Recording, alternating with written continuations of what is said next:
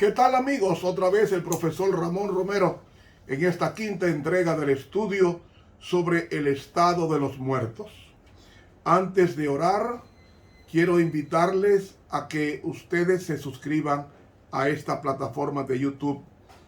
Dele clic a la campanita e invite a otros a que se suscriban. Haga de esto una ampliación de la evangelización al mundo entero.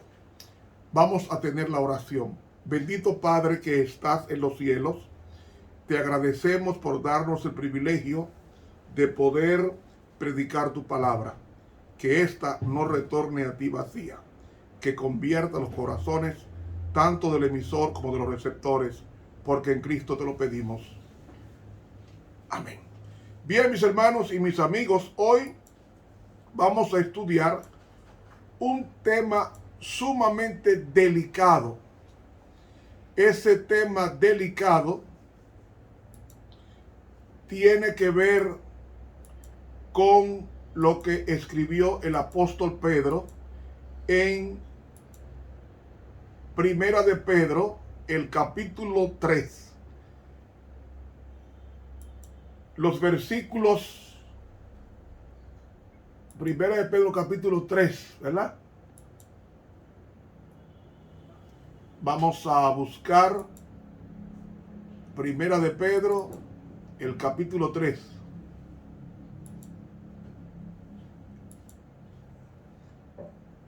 Muy bien. Leemos a continuación Primera de Pedro, el capítulo 3.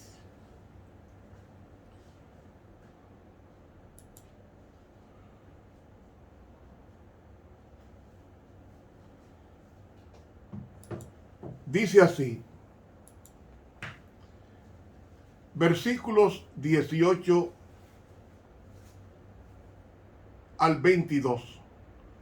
Porque también Cristo padeció una sola vez por los pecados, el justo por los injustos, para llevarnos a Dios, siendo a la verdad muerto en la carne, pero vivificado en espíritu, en el cual también fue y predicó a los espíritus encarcelados, los que en otro tiempo desobedecieron, cuando una vez esperaba la paciencia de Dios en los días de Noé, mientras se preparaba el arca, en el cual pocas personas, es decir, 8, fueron salvadas por el agua. El bautismo que corresponde a esto ahora nos salva, no quitando las inmundicias de la carne, sino como la aspiración de una buena conciencia hacia Dios por la resurrección de Jesucristo, quien habiendo subido al cielo está a la diestra de Dios, y a él están sujetos los ángeles, las autoridades y las potestades. He leído Primera de Pedro 3 del 18 al 22. El tema de hoy se titula ¿A cuáles espíritus encarcelados predicó Cristo? ¿Descendió al infierno a predicarles? Vamos a estudiar con cuidado este pasaje.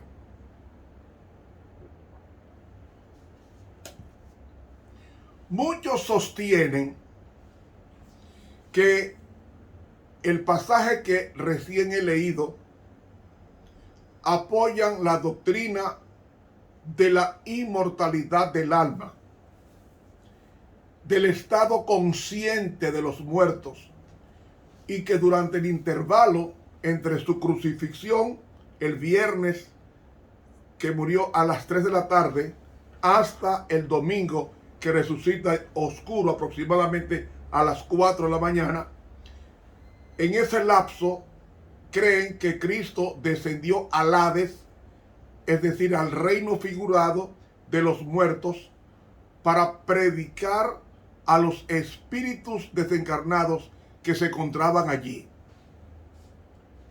Eso es lo que se ha enseñado en la mayoría de las religiones cristianas, de que Cristo, cuando murió, fue al infierno a predicarle a los que estaban quemándose o purgando sus pecados en aquel lugar de purificación, que unos llaman el purgatorio, otros llaman el infierno. Pero la lógica de este punto de vista pide que esos llamados espíritus hubieran estado en alguna especie de purgatorio cuando Cristo les predicó, porque el propósito de su predicación era, a no dudarlo, darles una segunda oportunidad para salvarse y escapar del purgatorio. Es lo que se ha enseñado en la mayoría de las religiones cristianas. Pero la mayoría de los protestantes que creen que Pedro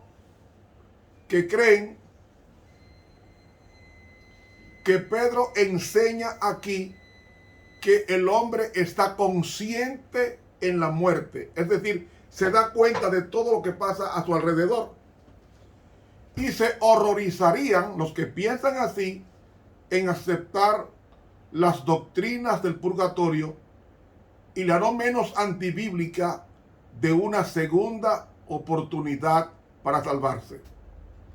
Dice el apóstol Pablo en el libro de los Hechos que al hombre le espera después de la muerte viene el juicio. Es decir, no hay, bíblicamente hablando, una segunda oportunidad para la persona que falleció. Y digo esto porque hay que aclarar a los hermanos con evidencias, con citas bíblicas, de que realmente la doctrina de la inmortalidad del alma no tiene el apoyo ni el sustento bíblico, sino interpretaciones antojadizas y fuera de contexto. Los que sostienen que en este texto el apóstol Pedro está apoyando la creencia de que el alma es inmortal,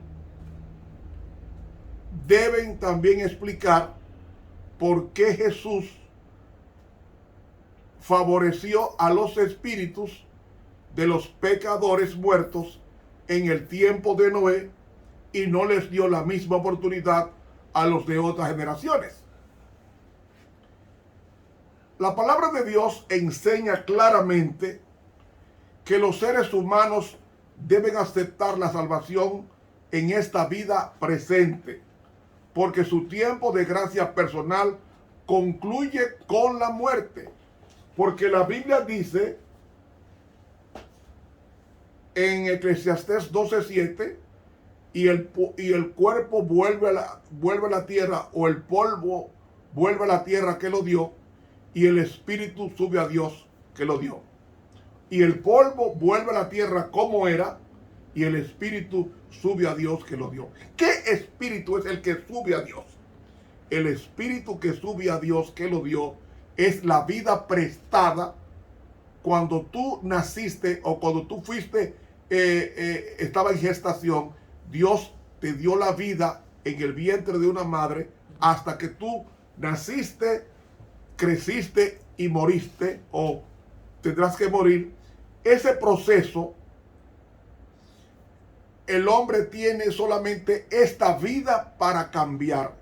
El día que tú y yo muramos, si es que Cristo no ha venido, el día que tú y yo muramos, ese mismo día termina nuestro tiempo de gracia, y ningún rito, ni hora santa, ni funeral, nada cambia el carácter del fallecido, del muerto, del difunto.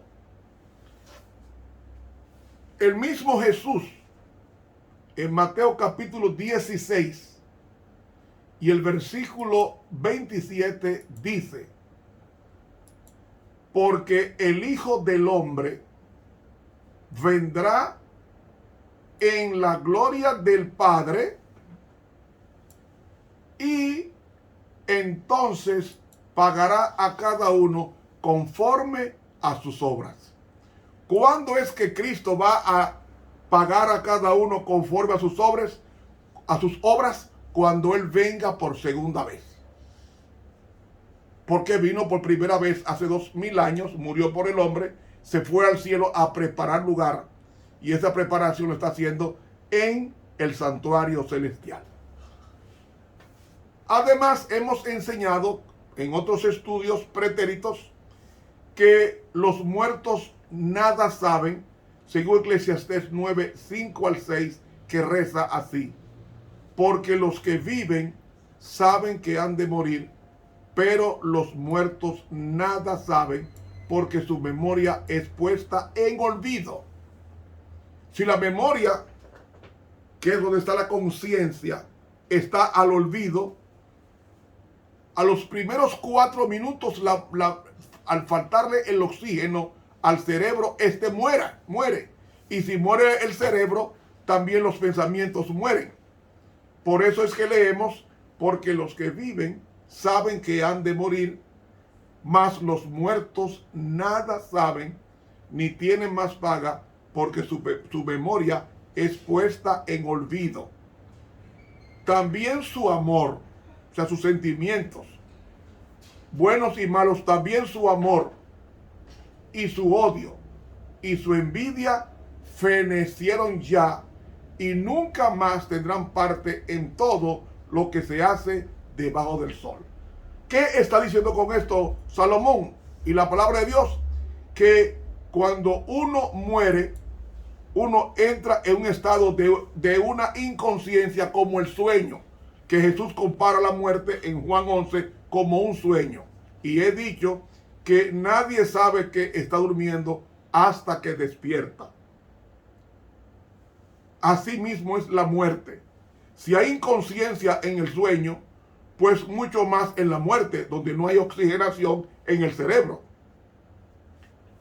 Ahora bien, por tales razones, creer que esos espíritus encarcelados que menciona 1 Pedro 3, 18 al 22, de que son seres conscientes, desencarnados, capaces de oír y de aceptar el Evangelio, contradice muchas claras enseñanzas de la palabra de Dios. Es bueno advertir que Pedro no enseña que Cristo predicó a esos supuestos espíritus desencarnados, y argumentar que la gente en los días de Noé no tuvo una oportunidad razonable para salvarse es ignorar el hecho de que Noé fue un pregonero de justicia en esa generación, según la segunda carta del apóstol Pedro 2:5, y que los antediluvianos rechazaron a sabiendas el mensaje que Dios les envió por medio de Noé, según 1 Pedro 3:20.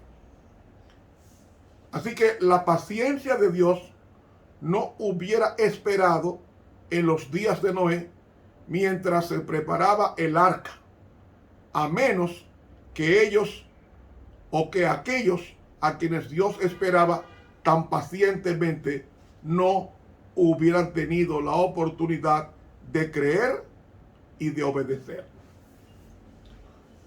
Dice que Cristo fue muerto en la carne en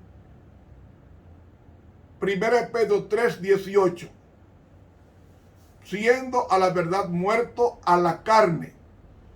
¿Qué significa esta expresión? Si leemos ese texto con Hebreos 5:7 y los comparamos, que dice: y Cristo en los días de su carne, él era de carne y huesos, ofreciendo ruegos y súplicas con gran clamor y lágrimas al que le podía librar de la muerte, fue oído a causa de su temor reverente. Es decir, Cristo era tan humano como tú y yo, en el sentido de que pasó por la muerte como han pasado todos los que vivieron en la tierra en estos 6,000 años de población. Murió como todo mortal. Su cuerpo, su corazón dejó de trabajar, su cuerpo inerte fue bajado de la cruz aproximadamente entre las 5 y 5:30 de la tarde, bajaron a Jesús ya muerto en la cruz del Calvario.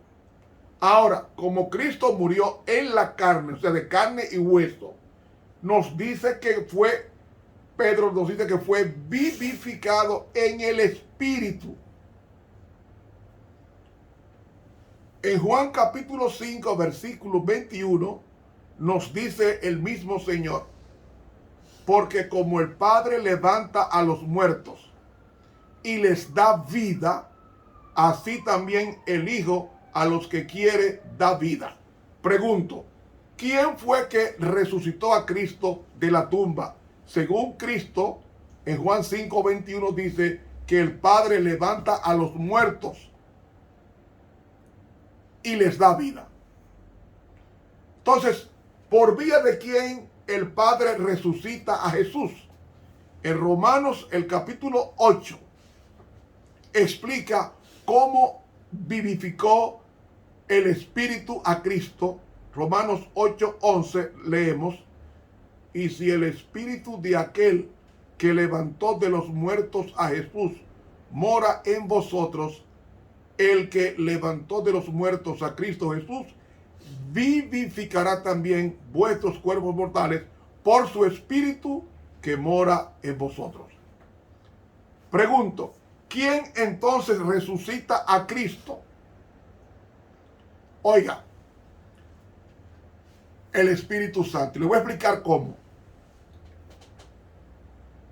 En el cielo, en la economía divina, no se trabaja como se trabaja aquí en la tierra.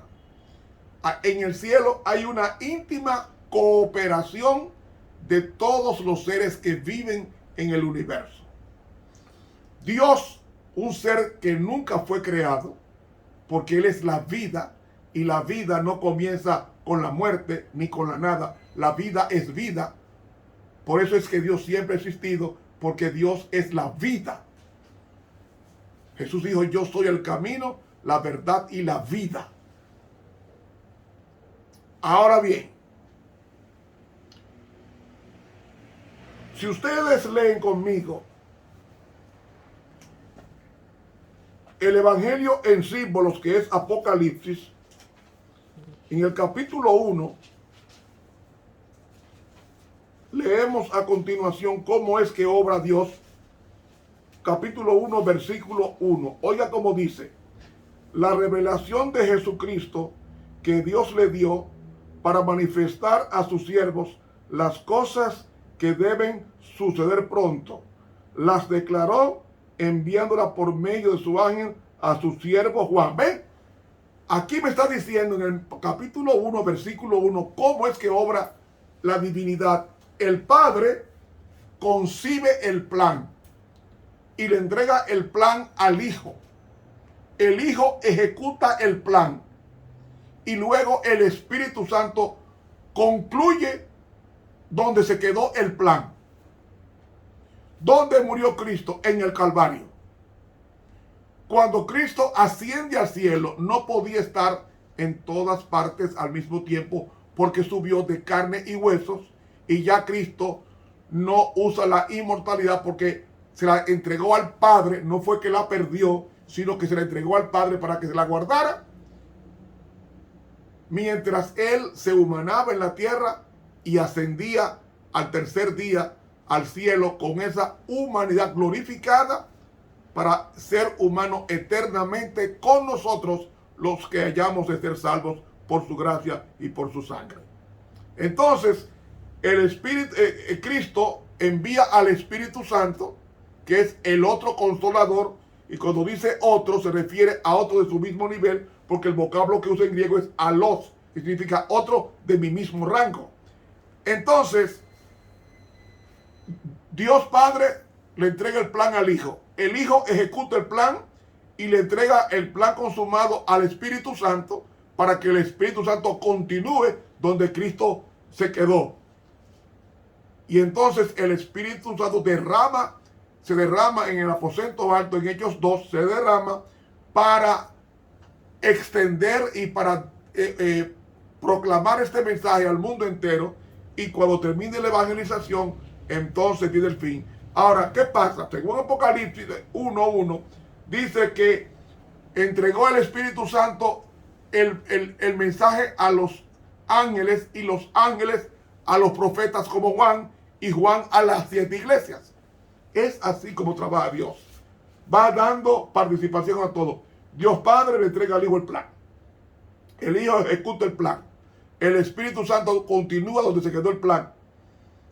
El Espíritu Santo manda a los ángeles, y los ángeles revelan la palabra a los profetas, y los profetas a la iglesia.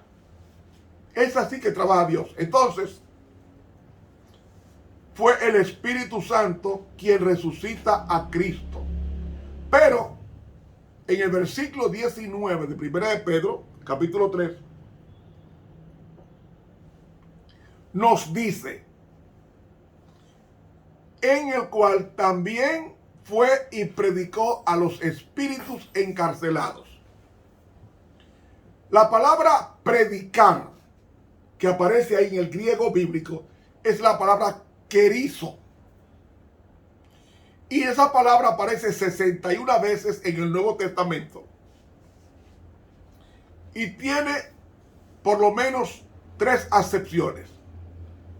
Significa predicar. Por ejemplo, Mateo 3:1 dice, en aquellos días vino Juan el Bautista predicando, ahí está la palabra querizo, en el desierto de Judea. Otro significado, Marcos 1:45, vamos a buscar la misma palabra, pero ahora con otra traducción. Marcos 1:45, pero ido él, comenzó a publicarlo. Ahí está la palabra querizo, el verbo predicar. Ahora se traduce como publicar. A publicarlo mucho y a divulgar el hecho, de manera que ya Jesús no podía entrar abiertamente en la ciudad, sino que se quedaba fuera en los lugares desiertos, y venían a él de todas partes. Entonces, la segunda acepción de la palabra querizo es publicar. Primero es predicar, y en Marcos publicar. Predicar y publicar. Ahora, esta tercera acepción aparece en Lucas 4:18, la misma palabra, pero con otro significado. Escuchen bien. Dice Jesús en Lucas 4:18, el Espíritu del Señor está sobre mí, por cuanto me ha ungido para dar buenas nuevas a los pobres. Me ha enviado a sanar a los quebrantados de corazón, a pregonar libertad a los cautivos. Pregonar, la palabra que aparece ahí es querizo, la misma que se traduce como predicar en Mateo 3:1 y publicar en Marcos 1:45. En Lucas 4:18 se traduce como pregonar. Entonces, conforme al contexto, tenemos que ir traduciendo el significado o la connotación de esta palabra. Dijimos que la palabra predicar, en griego querizo, tiene 3 principales traducciones que son correctas. Una es predicar, la otra es publicar y la otra es pregonar. La misma palabra, esa palabra es la que aparece en 1 de Pedro 3:19, que reza, en el cual también fue y querizo y predicó a los espíritus encarcelados. Ahora bien, si tomamos ese versículo, en la versión Dios habla hoy, la traduce así: y de esta manera fue a proclamar su victoria a los espíritus que estaban presos. ¿Cómo Cristo proclama? ¿Qué proclama? ¿Qué fue lo que Cristo proclamó? Vamos a leer a Colosenses el capítulo 2, versículos 13 al 15. Escuchen ahora. ¿Qué fue lo que Cristo proclamó cuando resucita? Y digo cuando resucita porque la Biblia dice que Él proclama cuando resucita. Y eso está en Colosenses 2, del 13 al 15, que reza así: y a vosotros, estando muertos en pecados y en la incircuncisión de vuestra carne os dio vida juntamente con él, perdonándoos todos los pecados, anulando el acta de los decretos que había contra nosotros, que nos era contraria, quitándola de en medio y clavándola en la cruz, y despojando a los principados y potestades, que son los demonios, despojando a los principados y potestades, los exhibió públicamente, triunfando sobre ellos en la cruz. Cuando Cristo dijo, hecho es, en la cruz, en ese mismo instante, Satanás, que nos representaba en el cielo, estaba siendo expulsado en forma definitiva del cielo, porque él subía al cielo a representarnos, como aparece en el libro de Job capítulo 1 y en 2 Crónicas 18 y Job capítulo 2. Él nos representaba. Cuando Dios hacía un concilio celestial, cada planeta habitado tenía un representante. Se presentaban allí, entre ellos estaba el representante de este planeta, en ese tiempo Satanás. Por eso es que cuando Cristo en la cruz dice, hecho es, en ese instante Satanás pierde la representación del planeta, porque ahora Cristo al morir estaba readquiriendo el planeta, ahora por su muerte en el Calvario. Y ahora, si usted lee Apocalipsis capítulo 4, va a encontrar que el trono del Cordero está vacío y no hay ángeles, porque los ángeles vinieron a la tierra a buscar a Jesús. Y él se va en Hechos capítulo 1, versículo 10, 1.8, él se va al cielo con los ángeles. Y se cumple lo que dice el Salmo 24, alzad puertas eternas y entra el Rey de Gloria. Entonces,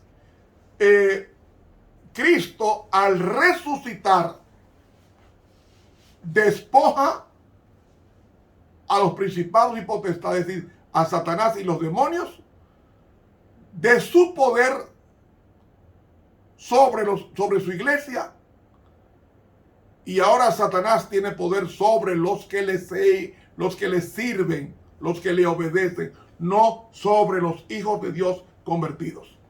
Oiga lo que dice en este libro interesante, en El deseado de todas las gentes, página 725. Oiga lo que dice con relación a la resurrección de Cristo. Muy importante. Había transcurrido lentamente la noche del primer día de la semana. Había llegado la hora más sombría, precisamente antes de amanecer. Estamos hablando de las 4 de la mañana. Cristo estaba todavía preso en su estrecha tumba. La gran piedra estaba en su lugar. El sello romano no había sido roto. Los guardias romanos seguían velando y había vigilantes invisibles. Huestes de ángeles malos se cernían sobre el lugar, o sea, rodeaban. Si hubiese sido posible, el príncipe de las tinieblas, Satanás, con su ejército apóstata, habría mantenido para siempre sellada la tumba que guardaba al Hijo de Dios. Pero un ejército celestial rodeaba al sepulcro. Ángeles excelsos en fortaleza guardaban la tumba y esperaban para dar la bienvenida al príncipe de la vida. Y he aquí que fue un gran terremoto, porque un ángel del Señor descendió del cielo, revestido con la panoplia de Dios. Este ángel dejó los atrios celestiales. Los resplandecientes rayos de la gloria de Dios le precedieron e iluminaron su senda. Su aspecto era como un relámpago y su vestido blanco como la nieve. Y de miedo de él los guardas se asombraron y fueron vueltos como muertos. ¿Dónde está, sacerdotes y príncipes, el poder de vuestra guardia? Valientes soldados que nunca habían tenido miedo al poder humano, son ahora como cautivos tomados sin espada ni lanza. El rostro que miran no es el rostro de un guerrero mortal. Es la faz del más poderoso ángel de la hueste del Señor. Este mensajero es el que ocupa la posición de la cual cayó Satanás. Es aquel que en las colinas de Belén proclamó el nacimiento de Cristo. La tierra tiembla al acercarse, huyen las huestes de las tinieblas, y mientras hace rodar la piedra, el cielo parece haber bajado a la tierra. Los soldados le ven quitar la piedra como si fuese un canto rodado, una piedrecita, y le oyen clamar: Hijo de Dios, sal fuera, tu Padre te llama. Ven a Jesús salir de la tumba y le oyen proclamar sobre el sepulcro abierto: Yo soy la resurrección y la vida. Mientras sale con majestad y gloria, la hueste angelical se postra en adoración delante del Redentor y le da la bienvenida con cantos de alabanza. He leído El deseado de todas las gentes, páginas 725 y 726. ¿Qué fue lo que proclamó? Según el apóstol Pedro, Pablo en Colosenses 2, proclamó su triunfo sobre Satanás al resucitar. Ahora bien, ¿quiénes son los espíritus encarcelados a quienes Cristo predicó? Que ya digo, la mejor traducción es proclamó o anunció. La palabra espíritu, que aparece ahí en 1 de Pedro 3:19, es la palabra griega neuma, y aparece 385 veces en el Nuevo Testamento, y tiene varios significados. Significa viento, significa aliento, pero también significa espíritu de demonio. Por ejemplo, en Marcos 3:11 aparece la misma palabra, pero está en plural. En el griego es neumata, y dice: y los espíritus inmundos al verle se postraban delante de él, o sea, Jesús, y daban voces diciendo: tú eres el Hijo de Dios. Espíritus inmundos. Cuando Jesús sometió a los espíritus inmundos, que son los espíritus encarcelados, dice 1 Pedro 3:22, oiga lo que dice: quien habiendo subido al cielo está a la diestra de Dios. ¿Por qué a la diestra? Porque a la derecha se sientan los vencedores. A la derecha o diestra se sientan no solamente los vencedores, sino el que toma el primer lugar con Dios. Es decir, quien habiendo subido al cielo, dice aquí, está a la diestra de Dios, y a él están sujetos los ángeles, autoridades y potestades, refiriéndose no solamente a los ángeles del cielo, sino también a los demonios que están aquí en la tierra. Están sujetos. Satanás no puede tomar el control de tu vida si tú no le das el permiso. Así como tampoco Dios puede tomar el control de tu vida si tú no se lo permites. Así que los espíritus encarcelados de 1 Pedro 3:19 no se refiere a personas humanas. Se refiere a los ángeles caídos y a los poderes que también están encadenados. ¿Usted sabía que los demonios están encadenados? Sí, están encadenados. Si no estuvieran encadenados por Dios, ellos hubiesen tomado el control de todo hermano de la iglesia. El mundo entero estaría bajo el poder del diablo permanentemente. Por eso es que Dios lo sujetó a los espíritus encarcelados. ¿Quiénes son esos? Los demonios. Oiga lo que dice Judas 1:6, el hermano de Jesús.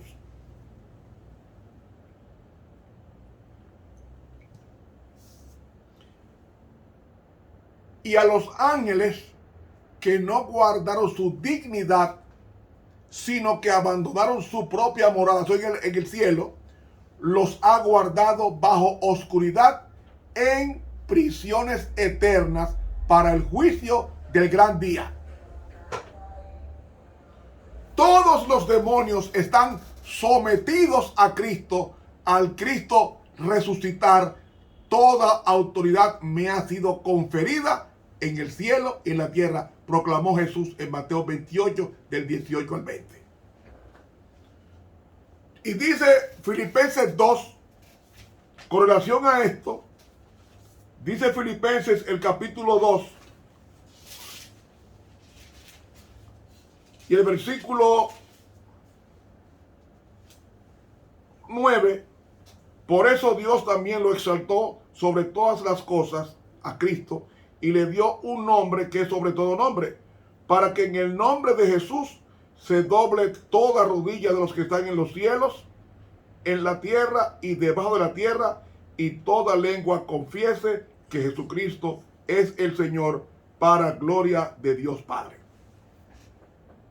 Al humillarse Cristo con la muerte en la cruz, el Padre lo exaltó hasta lo sumo, hasta lo supremo.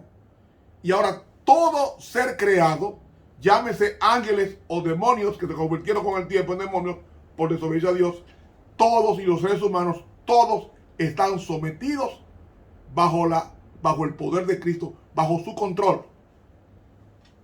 Entonces, los demonios están encarcelados, pero están en el aire. Y encarcelados en el sentido de que no pueden tomar posesión de nadie sin el permiso del que ha de ser poseído. Dice Efesios 6:12, porque no tenemos lucha contra carne y sangre. Significa, no tenemos lucha con seres humanos, sino contra principados, contra potestades, contra los gobernadores de las tinieblas de este siglo, contra huestes espirituales de maldad en las regiones celestes. Satanás está en el aire buscando dónde entrar. Anda como león rugiente. Colosenses capítulo 2, versículo 15 dice que Cristo, despojando a los principados y potestades, que son los demonios, los exhibió públicamente, triunfando sobre ellos en la cruz. Es decir, al morir Cristo en la cruz, garantizó o aseguró la destrucción del pecado, del mal y de los demonios para siempre.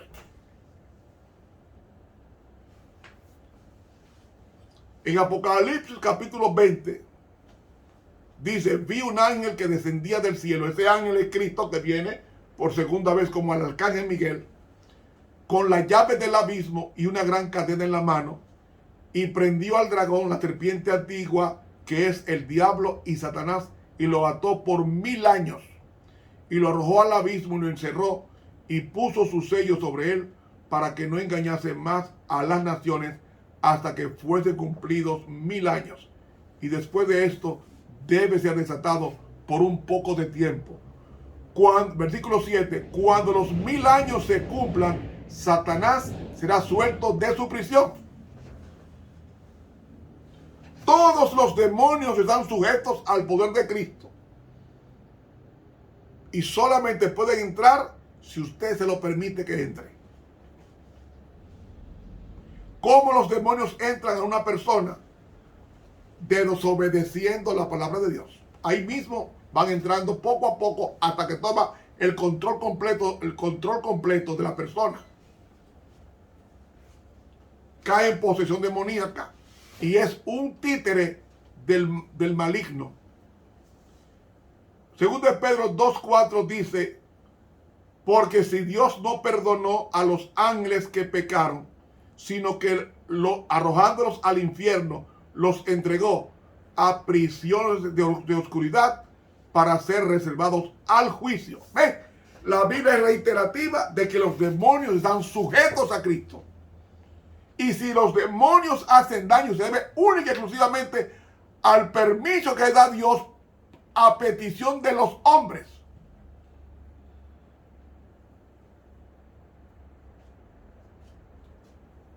Porque la Biblia dice en 1 Juan que el que es nacido de Dios, el maligno no lo toca. Lo que está diciendo con eso es que no toma posesión de él. El que es nacido de Dios. Ahora bien, en 1 Pedro 3, 20 al 21, habla de la experiencia de Noé en el diluvio y la muerte y resurrección de Cristo como los tipos de bautismo en el cual el pecador puede proclamar la victoria sobre el pecado y la muerte. Porque dice así, que en otro tiempo desobedecieron cuando una vez esperaba la paciencia de Dios en los días de Noé, mientras se preparaba el arca.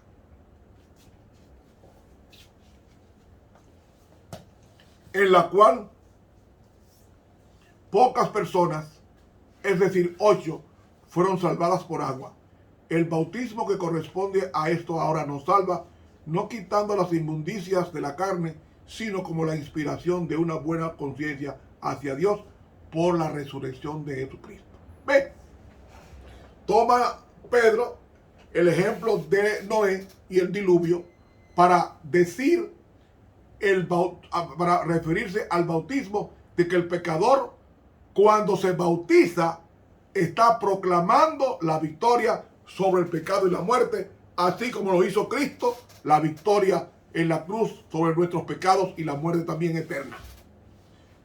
Y Romanos 6:4 dice Pablo, porque somos sepultados juntamente con él para muerte por el bautismo, a fin de que como Cristo resucitó de los muertos por la gloria del Padre, así también nosotros andemos en vida nueva.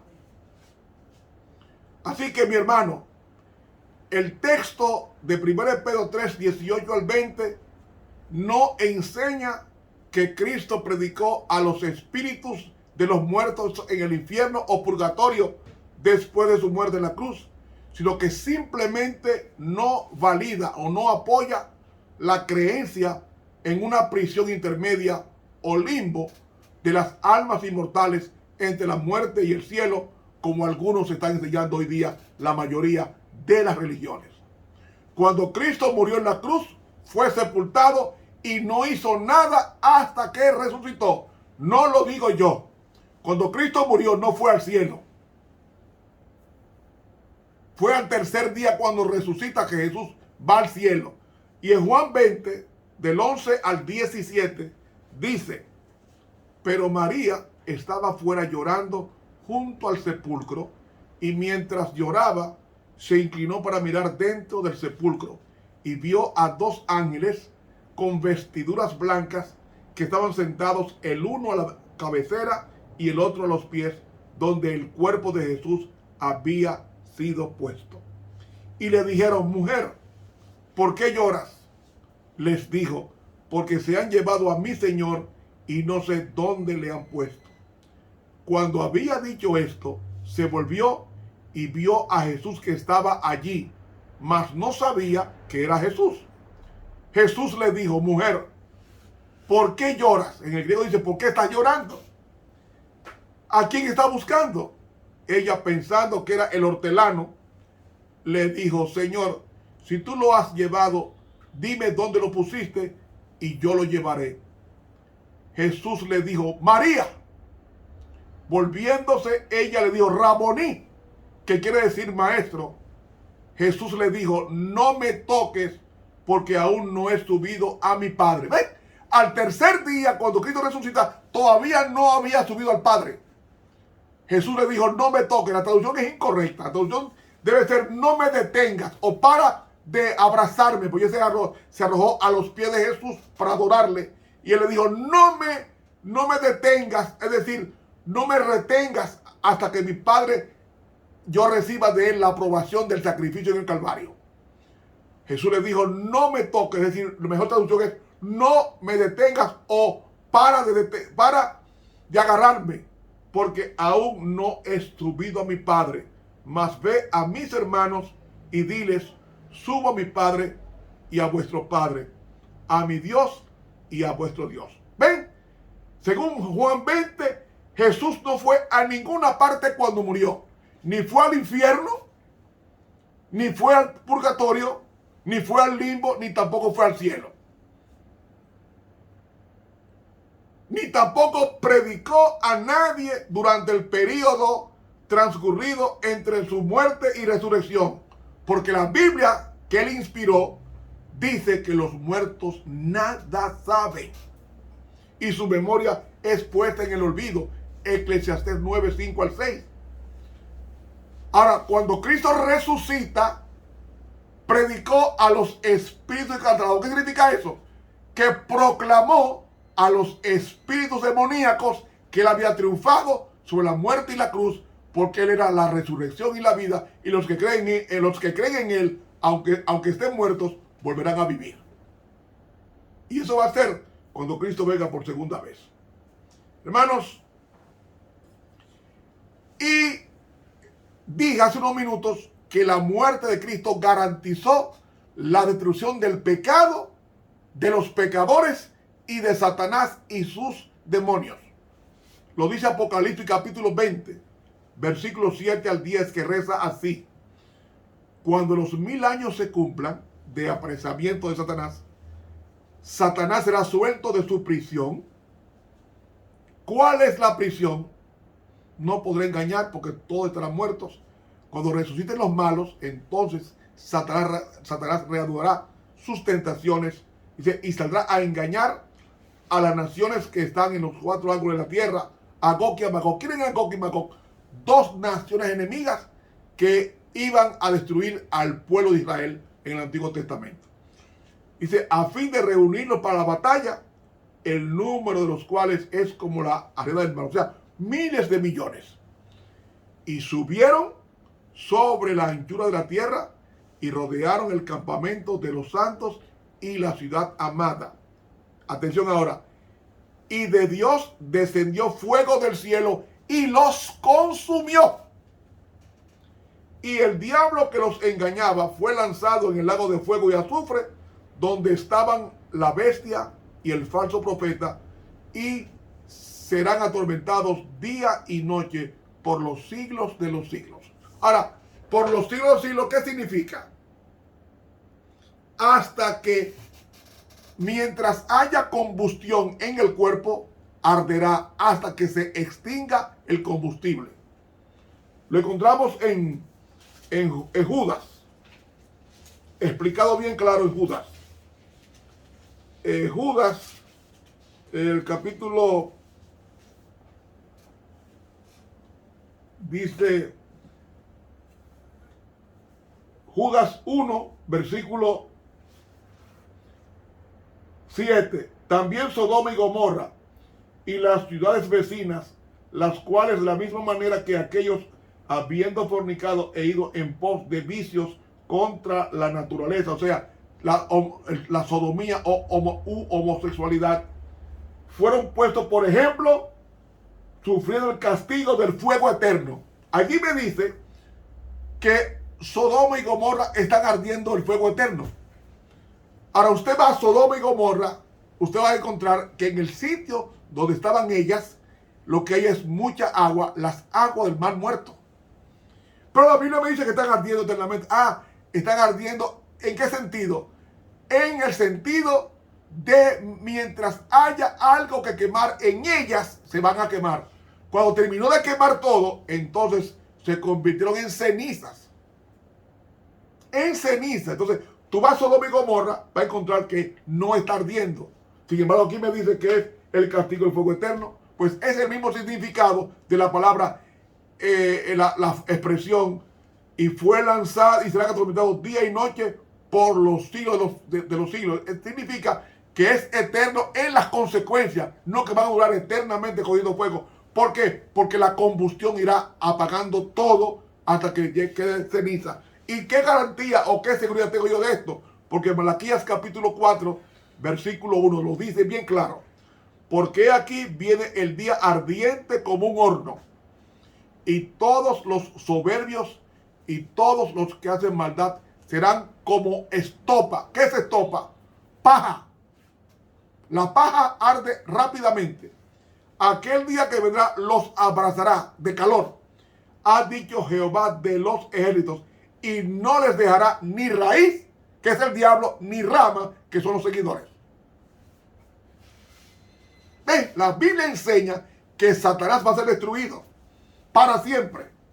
Y no solamente lo dice el Nuevo Testamento, también lo dice Ezequiel, el capítulo 28, con relación a Satanás. Dice aquí el versículo,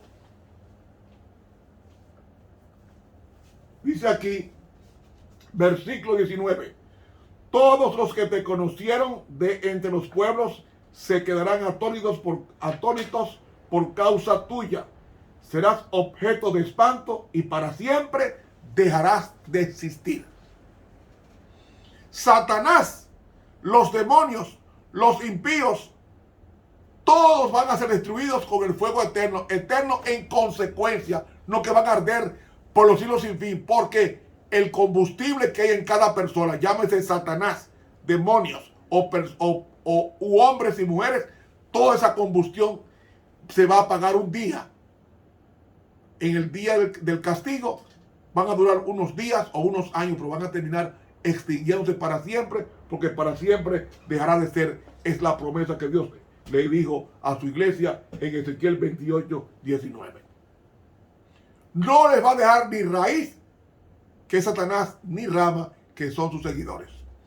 Hermanos, ya Cristo proclamó en la resurrección, no es que predicó, está mal traducido, es proclamó a los espíritus encarcelados, y lo he probado, que los espíritus encarcelados son los demonios que están sujetos a Cristo, y cuando Cristo venga a destruirlos, no dejará ni raíz ni rama, porque para siempre dejarán de ser. Esto es lo que significa que Cristo fue y predicó a los espíritus encarcelados.